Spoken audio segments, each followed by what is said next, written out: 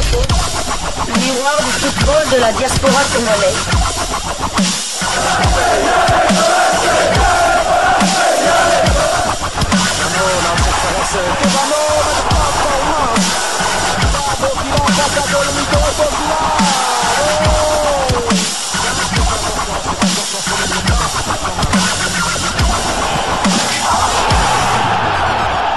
Diasco Foot, le miroir du football de la diaspora congolaise.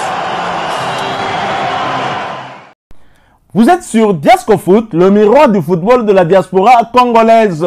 Diasco Foot vous dit bonjour, tout le plaisir est pour nous de vous retrouver, mais surtout de savoir que vous êtes nombreux en train de suivre votre chaîne YouTube dédiée uniquement aux footballeurs de la diaspora congolaise.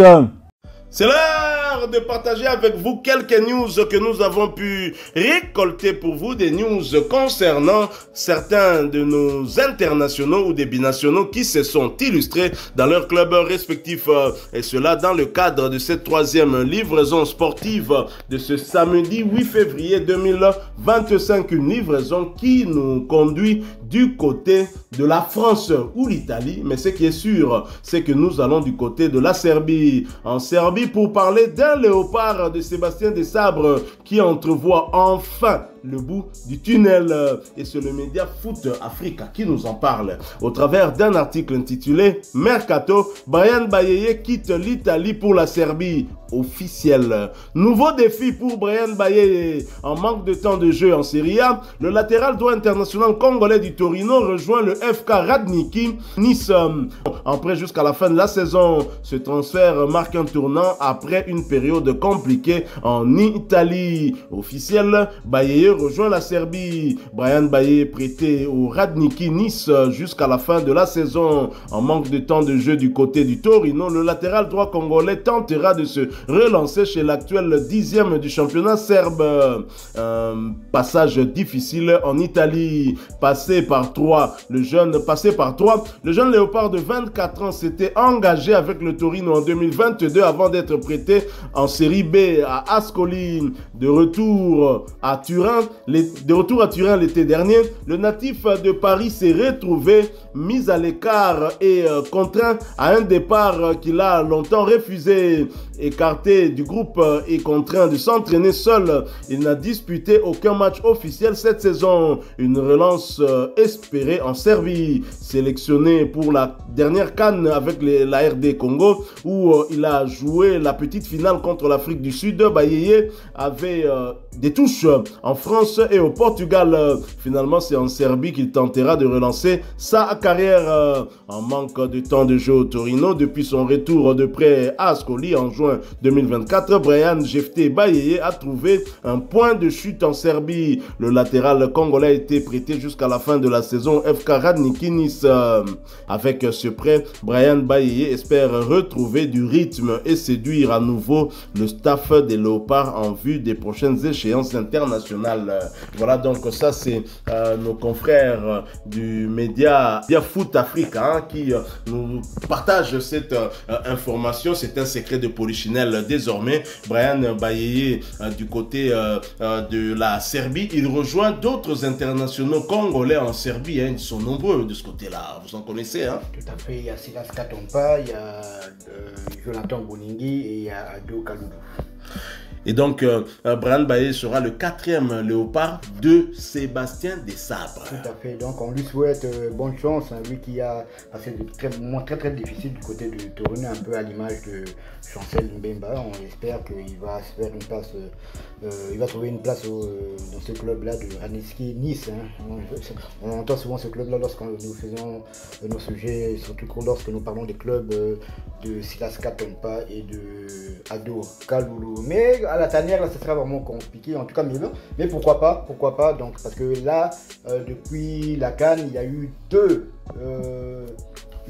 arrières droits plus qui se sont rejoints à savoir Axel Tuanzebe et Peter Kioso. Donc avec Brian Baye, ils sont au nombre de 4. Mais toutefois, on lui souhaite quand même bonne chance. Tout à fait, ça sera compliqué en ce qui concerne la tanière hein, pour le voir de retour. Mais Brian Baye y croit fermement, il va travailler pour. Hein. C'est vrai que sa situation là compliquée n'est pas Chancel Mbemba qui veut. Chancel Mbemba est dans la même situation, mais lui est un élément moteur, un pilier pour Sébastien Desabre qui ne pourra jamais l'écarter. Le saviez-vous? Le Congo suspendu par la FIFA, quelles conséquences pour les qualifs du mondial 2026?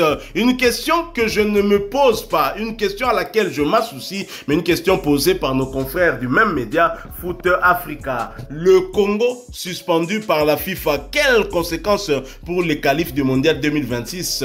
Très chers confrères, tango na monaki article oyo j'ai pleuré. Na leli na lobi et balukeli bisotonini. Mais ba Congo ezalaka mibale. De quel Congo on parle? De Congo Kinshasa ou du Congo Kabasele? C'est ce que nous allons découvrir dans cet article de nos confrères. La Fédération internationale de football association FIFA a décidé de suspendre la Fédération congolaise de football FECOFOOT. Déjà là, ça me rassure un peu. En raison d'une ingérence gouvernementale, cette sanction prive immédiatement les Diables Rouges de toute participation aux éliminatoires de la Coupe du Monde 2026, modifiant ainsi la configuration du groupe F. Une suspension liée à une ingérence politique. La FIFA justifie sa décision par l'intervention directe du ministre des Sports congolais dans la gestion de la FECOFOOT. En septembre 2024, Hugues Ngwelondele, ministre des Sports, a mis en place un comité ad hoc pour diriger la fédération, une mesure jugée contraire au statut de la FIFA. Après 2 missions conjointes avec la CAF à Brazzaville, l'instance mondiale a confirmé la suspension appliquée jusqu'à nouvel ordre. Cette ingérence considérée comme une violation des règles d'indépendance des fédérations nationales entraîne une mise à l'écart immédiate du Congo de toutes les compétitions internationales. C'est un communiqué signé par la FIFA. Un impact majeur sur les qualifications du mondial 2026. La suspension du Congo bouleverse le groupe F des éliminatoires africaines. Alors que les Diables Rouges avaient déjà disputé 4 journées, ils ne pourront pas aller au bout de la phase de qualification. Le groupe initialement composé de 5 équipes est désormais réduit à 4. Le Maroc, la Tanzanie, la Zambie et le Niger. La FIFA a confirmé que les matchs restants du Congo sont annulés, mais que le calendrier des autres équipes reste inchangé. Le Congo, déjà dernier avec 0 points, est officiellement disqualifié. Il convient de noter également que le retour du Congo dans les compétitions dépendra de la mise en conformité de la FECOFOOT avec les exigences de la FIFA. Reste à savoir si les autorités congolaises prendront les mesures nécessaires pour lever cette suspension. Est-ce que le ministre Ngwelondele a le choix? On parle toujours de cette problématique d'ingérence politique hein, dans la gestion des fédérations, mais il y a un problème. Enfin ça, je pense que c'est au niveau des pays qu'on devrait s'associer à la Fédération internationale de football association pour en discuter. En même temps, surtout dans les pays africains, ce sont les gouvernements qui sont pourvoyeurs des moyens pour les équipes nationales. Mais en même temps, ils ne peuvent pas contrôler la gestion des finances mises à la disposition des différentes fédérations. Ça, c'est un problème. Mais Ngwelondele, yo, au moment qui on regarde Bolarana, Babora Abidon la mission, au sa Makamboana, les infantines à Betio à Gogolio. Si au total, ça va continuer, dans Nemozo continuer, il faut rectifier les tirs. De Bangi Singapamba, alors qu'il s'agissait du Congo, qu'a abassé les. Une autre question que je me posais, est-ce que cette disqualification du Congo Brazzaville, finalement, c'est à l'avantage des Congolais? Ça va leur épargner Les frères. des dépenses inutiles parce que ils étaient déjà mal en point dans ces qualifications pour le mondial. Je ne pense pas qu'il y aura des regrets là-bas, mais certainement peut-être pour d'autres compétitions. Tout à fait, je suis triste pour le peuple congolais qui est un peuple frère. Donc il faut savoir que les 2 capitales sont les 2 capitales les plus proches au monde. Mais ce monsieur Hugues Ngwelondele, il prend des décisions qui concernent toute la République, mais Donc, ceux qui Moutouna et Lobby, non, il prend des décisions comme c'était d'ailleurs dans ces éliminatoires-là qu'il avait vendangé les chances du Congo-Brazzaville. Vu que le Congo-Brazzaville n'avait pas de stade homologué, il devait venir jouer à Kinshasa. Mais ce monsieur, à la dernière seconde, a préféré même déclarer forfait. Plutôt que de venir. Contre le Niger d'abord. Il devait d'abord jouer contre le Niger et puis 3 jours plus tard contre le Maroc ici. Moi, je me faisais déjà j'étais déjà tout heureux de voir Brahim Diaz du côté du stade des Martyrs, mais ce monsieur a gâché ma joie, voilà, pour des raisons politiques. Il a refusé que le Congo-Brazzaville vienne jouer chez le Congo voisin. Il a préféré même avoir un forfait contre le Niger, et ensuite ils ont demandé que, au lieu que le Congo-Brazzaville reçoive à Kinshasa, que le Maroc reçoive, que le Congo-Brazzaville soit reçu au Maroc, mais donc le Congo-Brazzaville a joué son match à domicile au Maroc. Regardez un peu le ridicule de ce monsieur. Donc tous ceux qui... donc ça ne m'étonne pas que la FIFA ait sanctionné malheureusement nos frères du Congo-Brazzaville.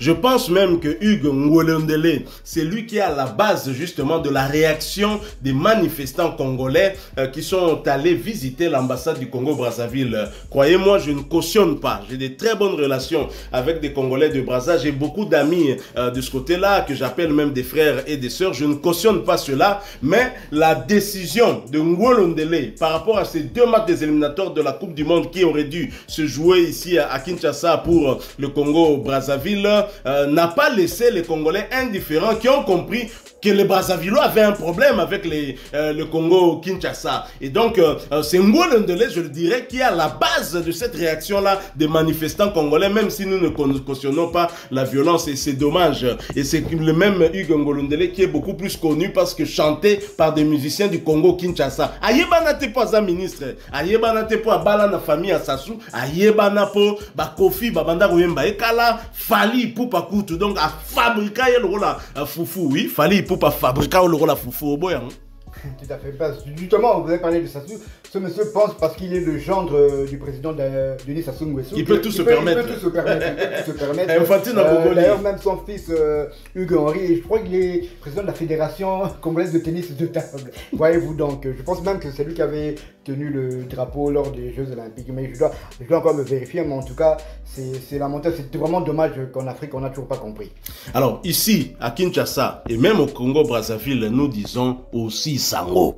Voilà qui met fin à cette 3e livraison sportive de ce samedi 8 février 2025. Vous l'avez aimé, laissez-nous un maximum de j'aime. Merci de partager avec nous en commentaire votre point de vue. Abonnez-vous sur cette chaîne Diasco Foot parce que nous sommes le miroir du football de la diaspora congolaise. N'oubliez pas d'activer la petite cloche de notification histoire de ne plus rien manquer des prochains sujets que nous allons vous proposer. Encore une fois, merci à vous. Avec espoir de vous retrouver bientôt dans un autre sujet d'actualité. Mais en attendant, portez-vous bien. Diasco Foot vous dit au revoir.